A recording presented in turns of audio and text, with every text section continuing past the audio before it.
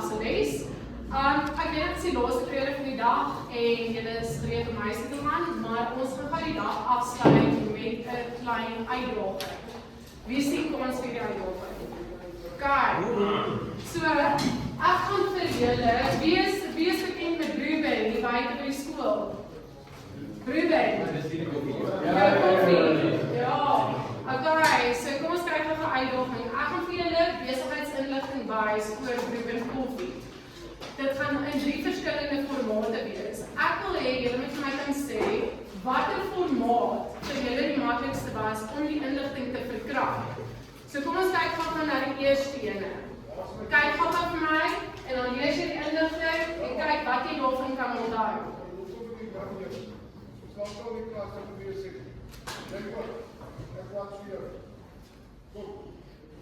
Kyk, volgende formaat is jou tabelformaat. Dis daar. En dan die laaste enetjie is jou grafiekformaat.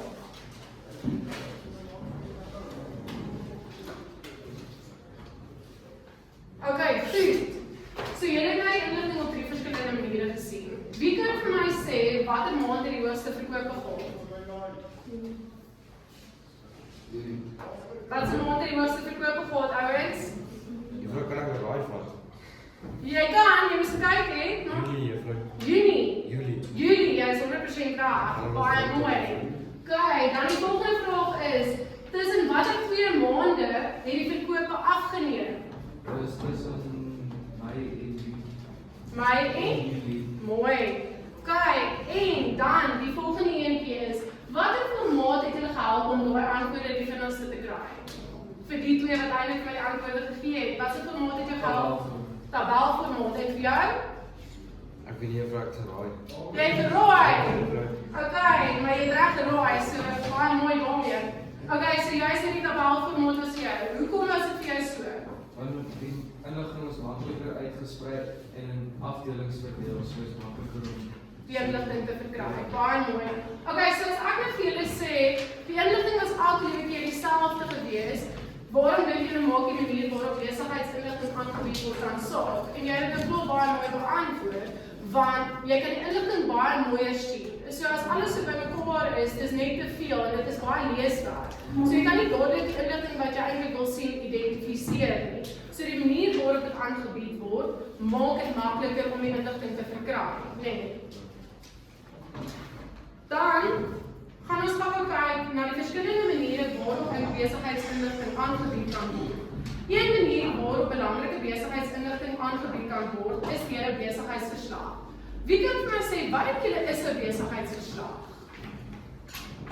Dit is 'n verslag met besigheidsinfo om inligting te kan toestel. Okay, so dit is inligting wat belangrike inligting wat hulle deurgee. So 'n besigheidsverslag is 'n dokument wat inligting oor die besigheid se prestasie of spesifieke besigheidskwessies bevat. Dit word gebruik om prestasie te evalueer. So as ons teruggaan na die Ruben voorbeeld toe, dan sal julle dan nou sien, hulle kan nou sien in watter maand was hulle verkope die hoogste gewees, nee. As ons gaan kyk na hulle kan besluite neem. So hulle kan byvoorbeeld besluite neem om meer personeel aan te stel of nog iemand te kry om te help koffie maak wanneer dit reg besig is. Byvoorbeeld in die wintermaande gaan hy definitief meer besig wees as wanneer dit nou somer word en sy hulle soos ice coffees en daai tipe van ding verkoop. Kyk, hulle kan ook toekomstige aktiwiteite beplan. Byvoorbeeld, hulle kan sê hulle byvoorbeeld die verkope het afgeneem tussen 2 maande. Dan kan hulle besluite neem om te bepaal wat gaan hulle doen as die verkope afneem. Kan hulle byvoorbeeld 'n spesiale promosie hou en sê, okay, koop 2 en jy kry 1 verniet vir jou chommie. Nee? So dit is besluite en toekomstige aktiwiteite wat hulle kan beplan.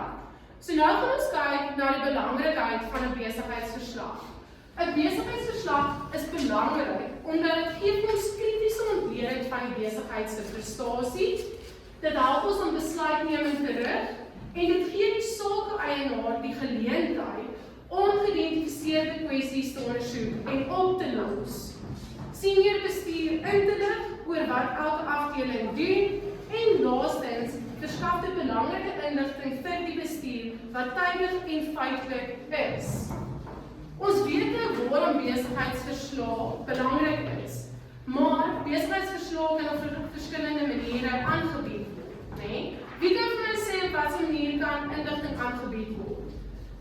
Hoe kan ek inligting aanbied? Breinkort. Breinkort, okay, maar daar is twee spesifieke goedes wat ek wil sê.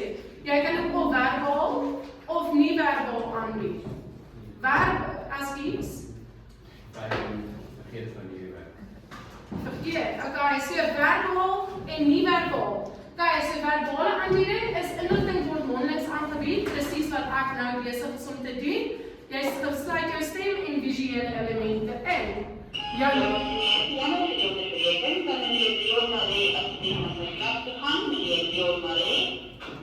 Jou nie-verbale inligting word sonder mondelinge aanbieding oorgedra. Voorbeelde is soos byvoorbeeld besigheidsverslae, uitdeelstukke, kaarte en plakkate. Kan deur visuele hulpmiddels ondersteun word. Okay, ouens, so jou verbaal is waar ek dit fisies vir jou sê. Nie verbaal is ek gee vir jou iets en ek sê vir jou, kry die inligting van daar af. Maak dit vir julle sin. Okay. Dan gaan ons gou kyk na die riglyne vir die skryf van 'n effektiewe besigheidsverslag. Eerstens moet ons die omslag bepaal. Tweedens moet ons die teikengehoor bepaal. Byvoorbeeld, kom ons gaan gou weer terug na die Ruben voorbeeld toe. Sê nou byvoorbeeld Ruben wil besigheidsinligting vir iemand gee. Hulle moet weet vir wie hulle daai inligting gee. Gaan die inligting wees vir die eienaars net om te kyk wat in hulle besigheid aangaan?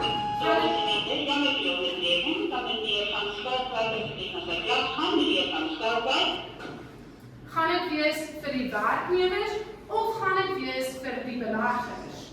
Dan die volgende ene is bepaal die aanbiedingswyse. Besluit hoe jy hierdie inligting vir iemand gaan aanbied. Gaan jy dit net vir hulle sê? Gaan jy vir hulle 'n hele verslag saamstel? Gaan jy vir hulle 'n PowerPoint maak? Wat gaan jy doen? En versamel die noodsaaklike inligting. Gebruik die relevante en korrekte inligting. Byvoorbeeld, Ruben moet hulle korrekte verkoopsyfers gee. Anders maak dit help dit glad nie, né? Dan die volgende enetjie is skryf bondig. So, jy moet slegs die belangrike of relevante inligting insluit. Dit help nie ons stel so lang verslag op met allerlei inligting en is heeltemal irrelevant nie, né? Dan moet ons gebruik eenvoudige taal. Dit help ook nie ek wil hoër Afrikaans gebruik en julle almal kyk my aan en sê ek weet nie wat jy nou vir my sê nie. So gebruik eenvoudige taal wat almal gaan verstaan. Dit help ook nie ek gebruik al hierdie besigheidsterme en dit is 'n werknemer wat daarna gaan kyk nie, want dan gaan ek ook soos ek weet nie regtig wat ek uit moet kry nie. So jy moet eenvoudige taal gebruik wat almal kan verstaan. Jy moet ook visuele hulpmiddels gebruik, byvoorbeeld jy het vroeër genoem die grafieke, die diagramme, prente of tekeninge. Jy moet verslag hersien. Ouens, ek dink die slegste ding wat kan gebeur is as jy inligting deurgee en daar is 'n klomp foute daarop. Foute wat reggestel kon word as jy byvoorbeeld net 'n tweede keer na die verslag kyk het byvoorbeeld. Okay. Dan die volgende ene is ekskuus. Is jy okay, jy is meer as welkom. Okay, jy kan nog afgesit, dis reg. Okay, en dan die volgende ene is kry terugvoer. So, partykeer is dit goed om vir iemand die dokument te gee en te sê, luister gou, lees gou vir my hierdeur, wat dink jy daarvan? Wat dink jy kan ek beter doen om die verslag meer akkuraat of meer soos te maak dat mense besal belangstel en verstaan wat daar aangaan? Okay, so moenie bang wees om terugvoer te kry van iemand af nie. Baie keer as iemand vir jou kritiek gee, is dit nie omdat hulle snaaks is nie, dit is net letterlik om iets beter te maak. Okay. So een van die riglyne waar ons nou gekyk het, is die gebruik van visuele hulpmiddels. Maar wat bedoel ons met visuele hulpmiddels? Visuele hulpmiddels is byvoorbeeld jou grafieke, jou diagramme en prente, wat by gesproke en geskrewe inligting gevoeg moet word. Dit help om konteks te gee en inligting duideliker te organiseer. So noem vir my 'n paar visuele hulpmiddels. Grafieke, mooi. Diagramme, mooi. Sê weer? Sirkelgrafieke, jy is 100% reg. daar's verskillende tipe grafieke. Jy kry landgrafiek, sirkelgrafiek, stofgrafiek. So kom ons kyk gou van die eerste een, 'n tabel. So 'n tabel is die een wat jy geïnstreer, dit was baie makliker om die inligting te identifiseer, want al die inligting word uiteengesit en dit is baie netjies en duidelik. Dan die volgende enetjie is jou stofgrafiek. Jou stofgrafiek word met rechthoekige stawe voorgestel en dit is om verskillende kategorieë met mekaar te vergelyk. So daar kan jy nou byvoorbeeld sien, hierdie kategorie het nie so goed gedoen nie, die volgende kategorie het beter gedoen, waar die volgende kategorie die heel beste gedoen het, want dit word voorgestel. Dan die volgende een is jou lyngrafiek. Jou lyngrafiek is waar die punte met lyne verbind word en daar kan jy sien gaan dit op afwaarts of opwaarts. En dan die volgende enetjie waarna ons gaan kyk is jou sirkelgrafieke wat jy nou net genoem het. Jou sirkelgrafieke deel 'n sirkel in dele en dit is om daai dele of persentasie van die geheel te wys. Dan die volgende enetjie wat ons kry is 'n vloeidiagram. Het julle hom al gesien? Weet julle van so ietsie? Dit is wat hy vir jou basies die proses uiteensit van bo tot onder wat gevolg moet word. Okay? En dan die volgende ene is jou illustrasies. Jou illustrasies is byvoorbeeld jou prente of jou beelde wat teks ondersteun en dit is om jou inligting duideliker en aantrekliker te maak. Ek bedoel, ons almal hou tog daarvan om na prentjies te kyk eerder as om 'n hele A4 bladsy te lees. Of ek weet ek hou baie meer daarvan. Nee. Dus as jy jou handboek oopmaak en jy sien al hierdie geskryf, dan raak jy sommer dadelik soos 'n bietjie angstig, want jy soos, moet ek weer al hierdie goed lees? Ongelukkig ja. Kyk, so nou gaan ons kyk na die volgende enetjie en dit is die belangrikheid van visuele hulpmiddels. Nou ouens, ons het gesien dat visuele hulpmiddels inligting op verskillende maniere kan voorstel, maar waarom is die gebruik daarvan vir ons so belangrik om goed aan te bied? Jou visuele hulpmiddels maak dit makliker om data te verstaan. Die manier waarop jy inligting aanbied, maak dit vir jou makliker om inligting te verstaan. Dit help jou om belangrike punte duidelik te illustreer. Dit behou die gehoor se belangstelling. So as jy heeltyd vir jou handboek moet kyk, om heeltyd weer alles te lees, dit gaan nie vir jou so lekker wees nie. Waar daar kort opsommings gemaak word en 'n verduideliking daar aangeheg word, maak dit vir jou 'n bietjie makliker. Betrek by die gehoor en laat hulle dit onthou. Dan die volgende enetjie is maak die aanbieding interessanter en relevant. En dan laaste enetjie is dit help ons om die boodskap duideliker oor te dra. Soos met enige aanbieding het dit sekere voordele en nadele. Van die voordele wat by die gebruik van visuele hulpmiddels is, jy kan duidelik jou patrone en jou tendense vinniger raak sien. Die volgende is groot hoeveelheid data kan vinniger ontleed word.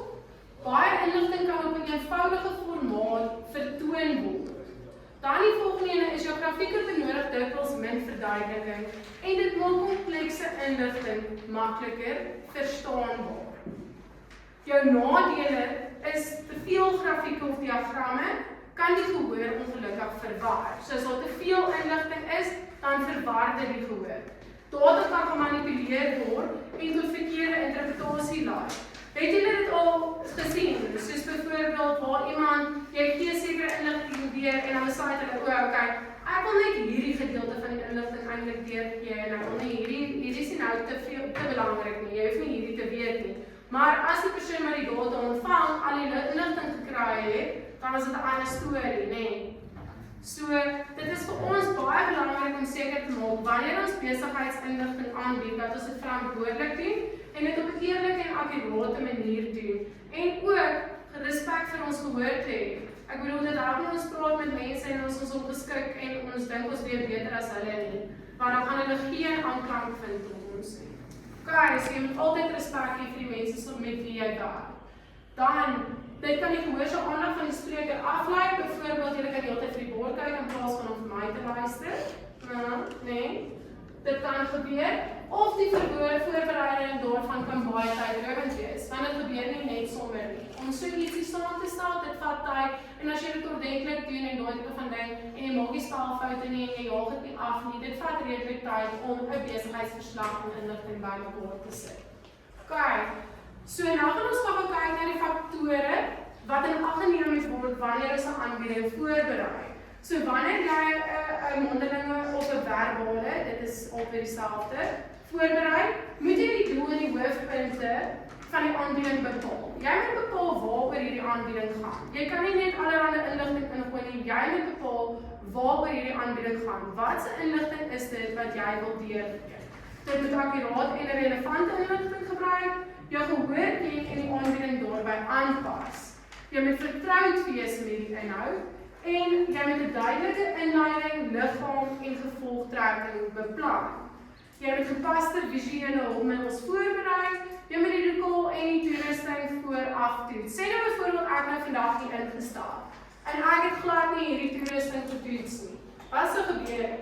Ek sou nie voor julle gestaan het en ek sou vir julle gesê, o, ek is baie jammer, ek kan nie my les aanbied nie want die toerusting wil nie werk nie. So, ek moet vooraf weet of my toerusting werk en hoeveel tyd ek ook het om te gebruik. Dan moet ek ook voorberei vir enige moontlike vrae en terugvoer wat daar is.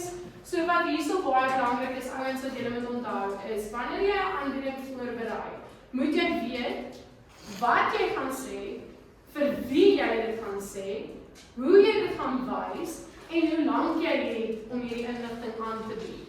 Hierdie skryf jy som dit basies vir jou alles op in een. So, dit is wat jy gaan sê, vir wie jy dit gaan sê en hoe jy dit gaan wys en hoe lank jy het. OK. Is daar enigiemand wat al 'n vraag het? OK. Kom ons kyk gou na die faktore wat in ag geneem moet word wanneer 'n aanbieding ontwerp word. Goeie voorbereiding gaan nie oor wat ons gaan sê nie. Ons moet ook dink oor hoe ons die aanbieding gaan doen en hoe dit gaan lyk. So ons moet duidelike opskrifte en die teks gebruik leesbare lettertipe en lettergrootte, kies eenvoudige en geskikte agtergrond. Gebruik relevante materiaal, beelde en grafieke, gebruik helder en sigbare kleure. Kan almal op die bord byvoorbeeld sien wat daar staan? Ja. OK. Maak seker daar is geen taal of spelfoute nie. Rangstuk dit in 'n logiese volgorde en moenie te veel inligting op een skyfie plaas nie. Ouens, as ek vir jou so 'n skyfie gegee het en vir jou gesê het, OK, lees gou die inligting, kry al die belangrike inligting daarvandaan. Wie sou vir my kan sê wat hier aangaan? As dit so gelyk het? Niemand. Nee. So die manier waarop die inligting vir jou aangebied word, speel 'n belangrike rol. Soos ek vir jou gesê het, dit is letterlik van die skyfies wat ons nou net gedoen het, maar nou is dit alles in een. So dit maak 'n groot verskil. Jy kan nie sien wat daar aangaan nie. Nee. OK, so die manier waarop jy dit doen is baie belangrik. Ons het nou gekyk hoe 'n aanbieding voorberei en ontwerp moet word. 'n Aanbieder kan ook audiovisuele hulpmiddels gebruik om die aanbieding meer effektief te maak. Kom ons kyk gou na die doel van jou audiovisuele hulpmiddels. Die doel van audiovisuele hulpmiddels is om die aanbieding meer effektief en interessant te maak. Dit trek en behou die gehoor se aandag, maak die inligting makliker om te verstaan en dit help ook die gehoor om die inligting beter te onthou. Wie kan vir my dalk sê wat is 'n voorbeeld van 'n audiovisuele hulpmiddel? Onthou, audiovisuele hulpmiddel, nie 'n visuele hulpmiddel nie, 'n audiovisuele hulpmiddel. Ja, as jy 'n skyfie swaai met 'n video vir al die klank by jou en jy moet illustreer die prentjies. Baie mooi. Okay, so hier is ons jou 'n paar voorbeelde van 'n audiovisuele hulpmiddel. So ons het die dataprojektor, vir die prentjies op die inligting op 'n groot skerm vanaf 'n rekenaar, presies wat ek heiliglik vandag gebruik. Jy kan sien dit is van die rekenaar na die projektor op die witbord. En dan gee ek vir jou die verduideliking daarby. Dan die volgende ene is jou interaktiewe witborde, slimborde. Nou die meeste van ons normale publieke skole. Ek weet baie van die skole begin nou met die interaktiewe witborde. Dit is nogal baie cool. Ek weet nie of julle al gesien het hoe dit werk nie. Waar enigiemand kan gaan en hulle kan daarop gaan skryf en jy kan byvoorbeeld idees en prentjies en daai tipe van ding deel. Ongelukkig nie al die klaskamers het al van daai interaktiewe witborde nie. Hoopelik binne die volgende paar jare het ons almal so 'n oulike interaktiewe witborde dan het ons nie hierdie projekte noodwendig te gebruik nie. Okay, dan 'n videokonferensie. Sê gou vir my, COVID. Hoe het jy die klas geloop? Zoom. Ja. So in COVID-tydperk het ons almal by die huis gebly en ons kon ongelukkig nie klas bywoon nie, so ons moes maar gebruik maak van alternatiewe. Die alternatiewe Zoom of een van die bekende ene is wat? Google Classroom. Google Classroom, ja, baie mense gebruik op hierdie stadium Google Classroom. En dan Teams is ook 'n baie algemene ding en in die werksplek gebruik hulle baie Teams waar hulle Teams meetings met mekaar hou. So dit laat verskillende mense op verskillende plekke toe om met mekaar te kommunikeer. So jy het nog steeds al aangesig tot aangesig interaksie, maar jy sit op 2 verskillende plekke. Okay, dan die volgende ene, video's. Dis ek een van julle gunsteling. YouTube, Instagram, Reels, al daai goeders, nee? Ja, nee, dit is nee, toesig. Is dit waarmee ons besig is? Ek sê toesig. As ons op toesig is, nee. Ja. Okay, so video's, YouTube video's, Instagram Reels, daai tipe van ding ouens. So dit is goeders wat ons kan gebruik. Okay, so dit is video gebruik, beeld en klank en help om die gehoor se aandag te trek. En dan die laaste een is 'n flipkaart. Wie weet wat is 'n flipkaart? Ja, so dit is daai bord wat ek voor jou kom sit en ek skryf vir jou goed of ek teken goeders en ek sê vir jou kyk hierna en dan draai ek om en dan elke keer en dan sit ek net meer en meer by en die papiere gaan net om, nee. Okay, so dit is 'n flipkaart. So ouens, dit is ook vir jou 'n voorbeeld van 'n audiovisuele hulpmiddel. So kom ons kyk gou nou, ons gaan gou weer terug na 'n scenario toe. Hierdie keer moenie raai nie, lees en dan gee ons vir juffrou die regte antwoord. Okay. So kom ons kyk gou na die scenario. So Ruben se bestuurder moet die personeel inlig oor die besigheid se verkope. Sy wil die verkoopsyfer op die toonetskerm vertoon en daarna 'n kort video wys oor hoe hulle kliëntediens kan verbeter. Jou vraag hierso is: watter 2 audiovisuele hulpmiddels in die scenario gebruik kan word om te motiveer waarom elkeen geskik is? Wat kan ek gebruik? Ek het tegnies vir die antwoord gegee. Juffrou sê ons kan op Hansmoor 'n video wys om iets te promote of whatever hulle wil promote. Okay, so wat gaan ek gebruik? 'n video. 'n Video, ja. Jy is 100% reg. Dit is nie verkeerd nie. En wat is nog? Wat gaan ek nog gebruik? Ons kan aankry, ons sê flipkaart weer vir daai wat jy wil, want die video gaan apart is, maar kan gebruik word om die data te illustreer. Ja, jy is 100% reg. Okay, en dan 'n belangrike ene wat ek baie dankie.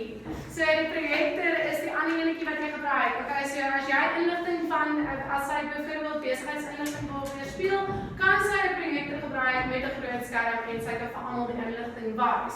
Hoopelik kies sy ook die tabelformaat of lyn grafiek wat ook al vir die mense die maklikste is om die inligting te verkry. Dan, kom ons gaan gou ouens. So om dit so vir jou maklikheid een te sê, is hoe onthou jy wat is wat? So, visueel, ons kan dit sien. Audio is ons kan dit hoor en jou audiovisueel beteken jy kan dit hoor en jy kan dit sien. Okay, so kom ons kyk gou of jy kan onthou wat ons nou vandag kyk het. So die eerste ene is, wat is die doel van 'n besigheidsverslag? Ja. Om die besigheidsprestasies te kan So, dit is baie mooi. Okay, dan die volgende ene. Noem net vir my 1 belangrike faktor wat in ag geneem moet word wanneer jy jou aanbieding voorberei of ontwerp. Ja. die tekenmark. Jou tekenmark, baie mooi. Baie mooi. Baie is regtig die regte. Okay, so dan, waarom is visuele en audiovisuele hulpmiddels belangrik tydens 'n aanbieding? Kom ons kyk gou. Hoekom is dit belangrik? Om te trek van die mense wat hulle fokus op die Ja, is reg? Maar hulle visuele uitdrukking te kry van wat jy bedoel. Ja. Ek wil want dit is makliker vir hulle om te verstaan. Ja. So dit maak dit vir jou interessanter, nee, en dis meer effektief. So die mense gaan onthou wat die inligting is wat jy vir hulle gee. Okay. Grootdiens, wat jy nou vir my gaan doen is ons het nou in vandag se les het ons gesien hoe besigheidsinligting aangebied word, belangrik is en hoe om besigheidsinligting effektief voor te kry en aan te bied. So wat ek nou van jou gaan vra is om vir my asseblief te kyk na aktiwiteit 16.1 en aktiwiteit 16.2. En dan het julle nou 'n kansie om dit te klaar te maak, indien dit nie klaar is nie, is dit huiswerk. Okay.